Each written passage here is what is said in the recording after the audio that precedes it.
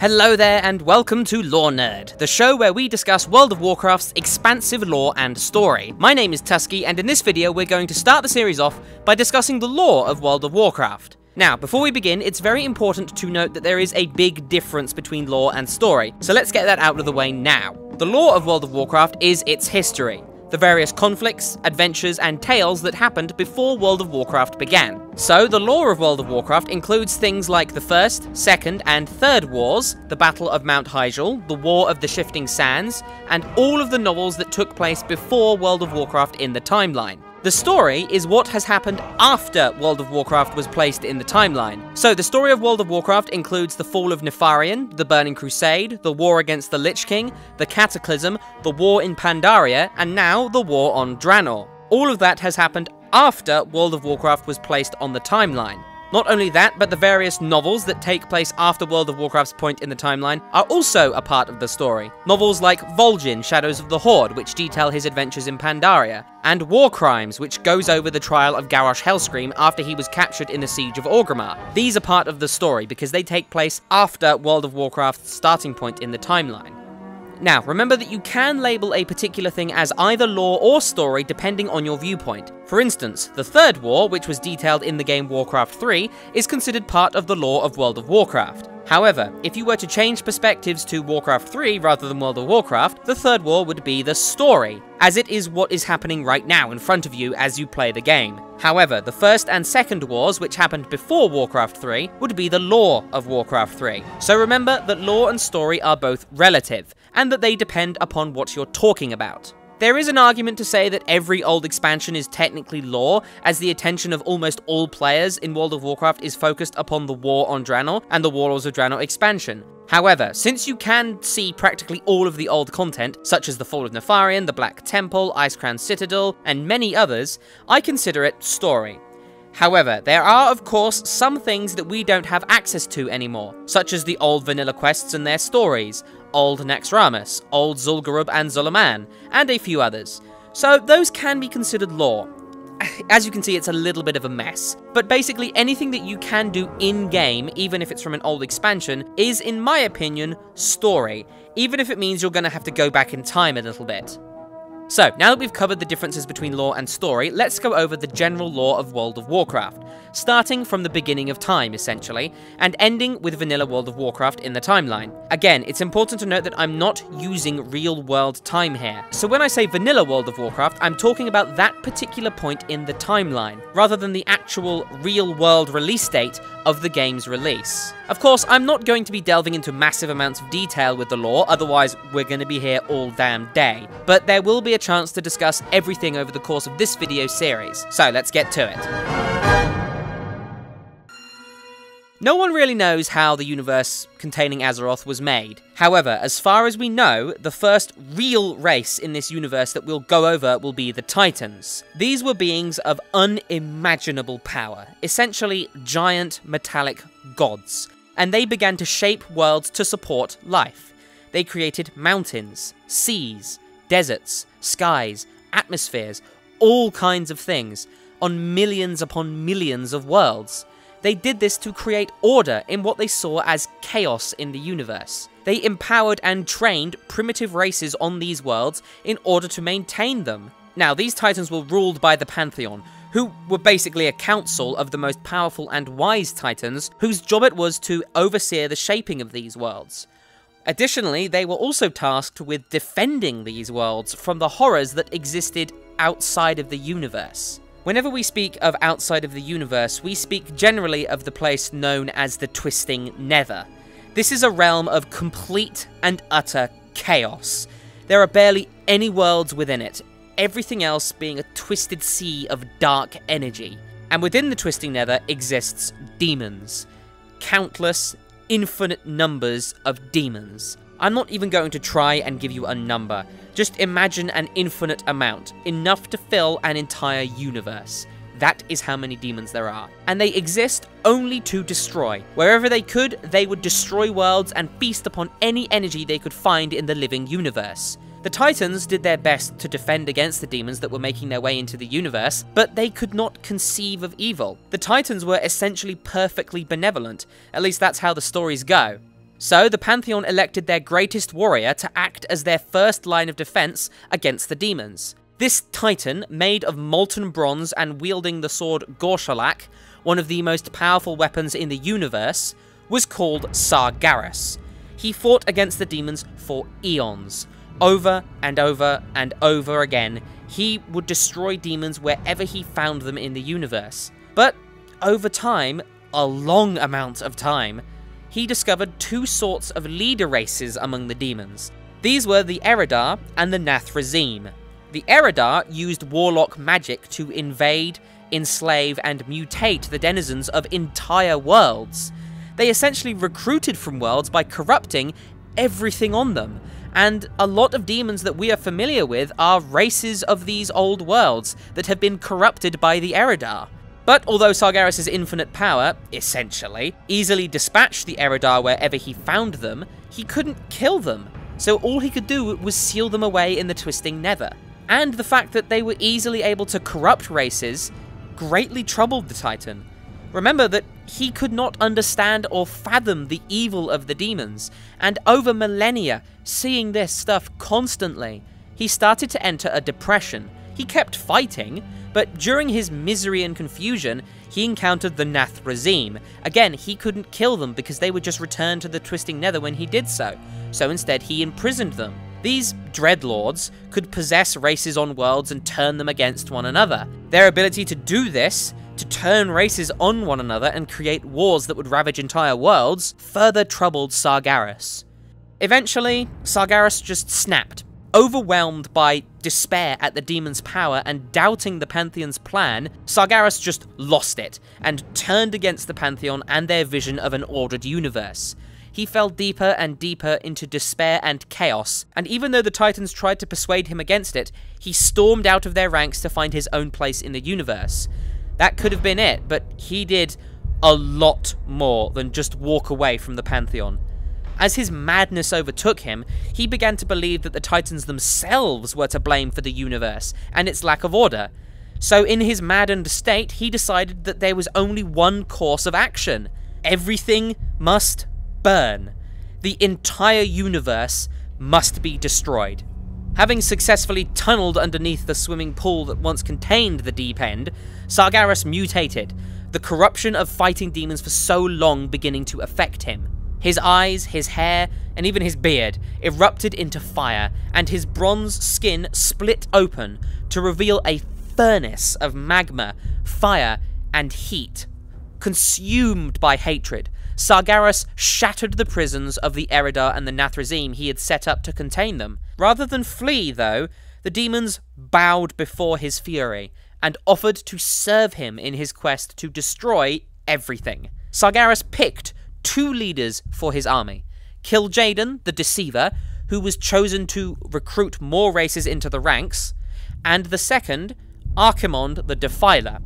He was chosen to be the general of the army. Sargeras became the lord of a legion of demons, whose only goal was to burn their way across the universe and destroy everything. And so the Burning Legion was born. To this day, the Burning Legion has consumed countless worlds, and their power is next to unstoppable, but it has been stopped. We'll get onto that later. The Titans, unaware of Sargeras' new Burning Legion, continued shaping worlds in their dream of order. Along their journey, they came across a small world. We call it Azeroth. Across its landscape were millions of elemental spirits, who worshipped beings that were older than even the Titans. These were called the Old Gods, and they were horrific creatures that represented nothing but disorder and chaos. They had incredible malefic power, and even fought against one another in their chaos. The Titans could not accept their existence, and so they began a war against the elementals and the Old Gods with the goal to destroy them all. The Old Gods' armies, led by Ragnaros the Fire Lord, Therazane the Stone Mother, Al-Akir the Wind Lord, and Neptulon the Tide Hunter, could not withstand the Titans. One by one, they fell and dispersed. The Pantheon themselves came to Azeroth and annihilated the Old Gods' citadels, but they found something there that horrified them. The ancient beings, the Old Gods, were infesting the land, and they were a part of the world. If the Titans destroyed the Old Gods, so too would Azeroth be ripped apart, turned to dust. And so, rather than destroy a world, the Titans decided to imprison the old gods far beneath the earth. Without their power keeping them in the physical world, the elementals disappeared, banished into an abyssal plane where they could be free to fight one another for the rest of time. With the war over, the Titans set to work in shaping Azeroth to support life, and just like on other worlds, they created races to help them bring order. The Stone Dwarves, otherwise known as the Earthen, were created to help carve out the caverns beneath the world. The Titans also created Sea Giants, gentle but strong creatures to help them dredge out seas and lift the land from the sea floor. With the help of their creations, the Titans made one perfect continent. At the dead center of this continent, the Titans crafted a lake of energy. This lake, named the Well of Eternity, would be the fountain of life for the world, and its energies would nurture Azeroth and empower life to take root in its soil. Over time, the well created plants, trees, monsters, and creatures of all kinds. The Titans named the content Kalimdor, Land of Eternal Starlight. But before the Titans left, they left a final defense mechanism in place on this world. They charged the greatest species on the planet, the dragons, with the task of watching over Kalimdor to defend its tranquility. The 5 most powerful sects of the dragons, known as Dragonflights, each had a leader, and these leaders were gifted with a tiny portion of the Pantheon's power. These dragon leaders became known as the Dragon Aspects. Nosdormu, leader of the Bronze Dragonflight, was gifted with the power to see, police, and guard the ever-spinning pathways of time, fate, and destiny. He was known as the Timeless One. Alexstrasza, the leader of the Red Dragonflight, was gifted with the power to sense, love, and protect all life. She was known as the Lifebinder, and her supreme wisdom and limitless compassion for all living things led to her being named the Dragon Queen, the leader of all dragons. Ysera, Alexstrasza's younger sister and leader of the Green Dragonflight, was gifted with a portion of nature's power. The dragon fell into a deep and eternal trance, bound to the waking dream of creation. She was known as the Dreamer, and she would watch over the growing wilds of the world within the Emerald Dream, watching the balance and looking out for disturbance. Malygos, the leader of the Blue Dragonflight, was gifted with magic. Vast amounts of power coursed through him, and he was known as the Spellweaver. He was the guardian of magic, of hidden arcane secrets. And finally, one last leader, the Black Dragon Neltharion, was gifted with the power of Earth. He was to watch over the deepest places of the world, and would represent the strength of Azeroth's very foundations. With the dragons empowered to defend Kalimdor, the Titans left Azeroth. For a very long time, the world was at peace in the grand scheme of things. This is where the trolls come in. Their mighty empire and their war against the insectoid Akir creatures was of little consequence, but in the great lore of World of Warcraft, their empire's smallest group of rebels was stupendously important. These dark-skinned trolls walked away from their own kind and founded their own civilization near the heart of Kalimdor, where they discovered the Well of Eternity. Over time, these trolls were mutated by the Well's power into the first Elves, and these Night Elves, otherwise known as Kaldorei, Children of the Stars, eventually used the magic of the Well to take over the world, essentially. Over time, they discovered Cenarius, a demigod who enjoyed their curiosity, and who taught them the ways of nature. Their culture grew vastly. The Kaldorei's queen, Azshara, was the ruler of their civilization, and she built a palace on the Well's shore. Her servants, known as the Quel'Dorei, or Highborn, followed her devoutly and believed her to be the greatest of all elves. She was loved by all of her kind, but her Highborn were equally envied and disliked by the rest of the Night Elves. Azshara's curiosity was greater than any other elf's, and she and the Highborn worked tirelessly to uncover the Well of Eternity's secrets, to reveal its purpose in the world. They developed the ability to manipulate and control its cosmic energy to great extents, and it was they that helped the Night Elves destroy the Troll Empire. But their use of magic got more and more reckless. Although the Night Elves and Cenarius agreed that magic was dangerous and it should be handled with care, the Highborn and Queen Azshara began to use it recklessly. Although warned by Cenarius and many wizened Night Elf scholars, Azshara and her followers kept expanding their power. And this power changed them. They became increasingly cruel towards the Night Elves, who they saw as lesser, as Shara stayed in her palace, withdrawing herself from the world. It was during this time that a young scholar named Malfurion Stormrage began to suspect that something had begun corrupting the Highborn and their queen. He had no idea how right he was. In fact, the Highborn's reckless use of their magic had sent ripples of energy spiraling out of the Well of Eternity and into the universe. And it was these ripples of energy that were felt by the great enemy of all life, Sargeras. He felt the power of the Well, and he hungered for it. He resolved to destroy Azeroth and claim the power of the Well for his own. So he gathered his Burning Legion and prepared to make his way towards the planet. His lieutenants, Archimonde and Manaroth, prepared to strike. But Sargeras and his demons were not in the universe. Not entirely. He couldn't just step onto the planet and scoop up the Well and be done with it. No, the Legion had to be summoned through. And so, Sargeras reached out to Queen Azshara and overwhelmed her with his majesty. He radiated magic, and she fell into an ecstatic addiction, and eventually agreed to summon him into Azeroth. She and her Highborn fell to the Legion, and they began to open a swirling portal using the Well of Eternity. And eventually, with the portal open, Sargeras and the Legion made their move. And so began the War of the Ancients. Countless demons poured through and began to lay siege to the Night Elves' cities. Led by Archimonde and Manaroth, the demons swarmed over Kalimdor, leaving very little left. The Kaldorei defenders stood strong, but they were slowly pushed back by the endless waves of demons. So it fell to Malfurion Stormrage to find a way to save his people and the planet. He, his companion in love Tyrande, and his own brother Illidan started to figure out a way to stop the demonic invasion. Now Illidan had practiced in the Highborn's magic, but Malfurion was able to convince him to forsake his obsession with this demonic magic, at least for a time. Malfurion gathered Cenarius and the 4 dragon aspects to engage the demons. The war was great, but still, with the dragon aspects, the Night Elves, and Cenarius, it was not enough.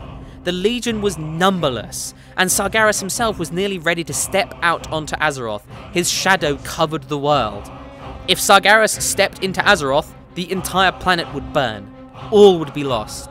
Azshara and her Highborn concentrated all of their magic to keep the portal open, growing it ever wider so that Sargeras could enter Azeroth. This was it, the moment upon which all of Azeroth's recent history depended. So many things happened in this one crucial moment, at the peak of the War of the Ancients. Even as the Dragonflights, the Night Elves, and Cenarius were fighting, a terrible turn of events unfolded. Somehow, some way, Neltharion, the great aspect of Earth, had convinced his fellow dragon aspects to pour some of their power into the creation of a weapon known as the Dragon Soul. This small golden disc contained power enough to annihilate armies, and the aspects agreed that it was needed to fight the Burning Legion. But Neltharion betrayed them. Over his years in the ground watching over the Earth, a voice had reached him, and then several voices. They whispered dark things into his mind, torturing him towards insanity. These whispers of the old gods, had convinced Neltharion to create the Dragon Soul. Neltharion coordinated the other Dragonflights, who had no idea of his corruption, to empower the Dragon Soul even further during the War of the Ancients. The Blue Dragons used their magic to make the artifact even more destructive. And then Neltharion activated the Dragon Soul, cutting a swath in the ranks of the Burning Legion. And then, the Night Elves. He annihilated so many Night Elves with one strike, and then revealed his true plan. Using the power of the Dragon Soul, which eventually became known as the Demon Soul, he demanded that all of Azeroth, including the other dragons and their aspects, bow to him. But they did not. Malygos and the Blue Dragonflight rallied and charged Neltharion, and in response, the Black Dragon executed them. With a single blow from the Dragon Soul, he destroyed almost the entirety of the Blue Dragonflight. Almost all of the Blues were killed, save for Malygos and a few others. And then, Neltharion locked the other dragons under his control using the Dragon Soul. But then something very strange happened. As this was going on, a red dragon named Crassus intervened, somehow not affected by the Dragon Soul's magic. He broke Neltharion's concentration, and the other Dragonflights were freed. They counterattacked, and although Neltharion did considerable damage to every flight, he was forced to flee. But the Great Black Dragon, now renaming himself Deathwing, had broken the dragonflights. They all fled, forced to abandon their mortal allies. Malfurion and his companions, Tyrande, Illidan, and the other Night Elves, were hopelessly outnumbered. And so, with defeat inevitable, Malfurion concocted a ludicrous plan. He could see that the portal was reliant on the Well of Eternity's power, so there was only one thing to do: destroy the Well of Eternity. This obviously shocked a lot of the Night Elves, as their immortality relied upon the Well of Eternity, but eventually they agreed that it was necessary. All of them agreed, save for Illidan. He betrayed his brother. Illidan was addicted to the Well's magic, and he refused to allow it be destroyed. And so, turning his back on Malfurion, he went to Queen Azshara and the Highborn, and warned them of his brother's plan. So when Malfurion and his companions struck against Azshara's palace, she was ready. Although most of the Highborn were concentrating on keeping the portal open, Azshara's magic decimated the Night Elves, and Malfurion fought on. During this time, Azshara critically wounded Tyrande and sent Malfurion into a frenzy at seeing her injured. But as this was happening, Illidan, fleeing the palace, went to the Well of Eternity's edge, and with a set of magical vials, captured some of the swirling waters for himself. This is crucially important. As Malfurion battled Azshara, he disrupted her concentration, and that of the Highborn. For a brief moment the portal shimmered, then it winked out of existence, and the Well of Eternity buckled. It imploded, collapsing in on itself, all of the energy going into one point, and then the Well of Eternity exploded in a chain of events that would sunder the world forever.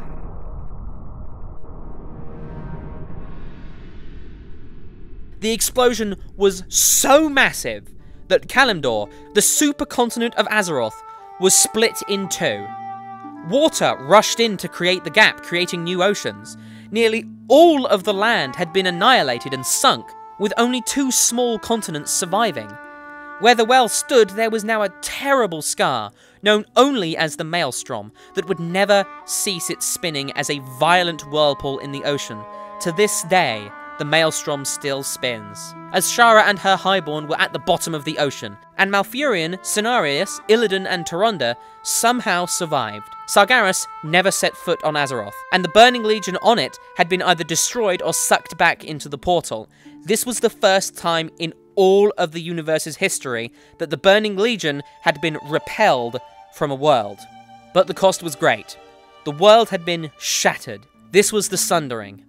The few Night Elves that had survived rallied together and made their way to the westernmost continent. They found that their holy mountain, Hyjal, had survived the catastrophe. There they made themselves a new home. But as they reached its peak, they found a lake, not dissimilar to the Well of Eternity. A lake of magic. Horrified, they realized that Illidan had reached Hyjal long before them, and used one of the vials of water to turn the mountain lake into a second well. He believed that it was a gift unto his people. But the Night Elves were furious, and Malfurion hunted him down and explained that magic was chaotic. It led to corruption and destruction. It had already annihilated most of the world, but still, Illidan refused to relinquish his addiction to magic. Malfurion and Cenarius sealed him away in a prison, where he remained for 10,000 years. Malfurion declared that the Night Elves would never practice magic again. The world slowly began to regrow. And that completes part 1 of the lore of World of Warcraft, and it concludes this video. I hope you enjoyed it and that you learnt something about the lore and story of this game. Next time, we'll continue World of Warcraft's rich and deep lore, going into the exile of the High Elves, the Troll Wars, the Guardians of Tirisfal, and much more. As always, if you have any questions, comments, thoughts, or suggestions, you can contact me using the links in the description, or you can just leave a comment. Make sure you join the discussion at reddit.com/r/Tuskeh, and I offer my heartfelt thanks to any and all who contribute to this channel through the Patreon system. You can find links to all of this in the description. Thank you very much for watching, and I will see you fellow lore nerds next time.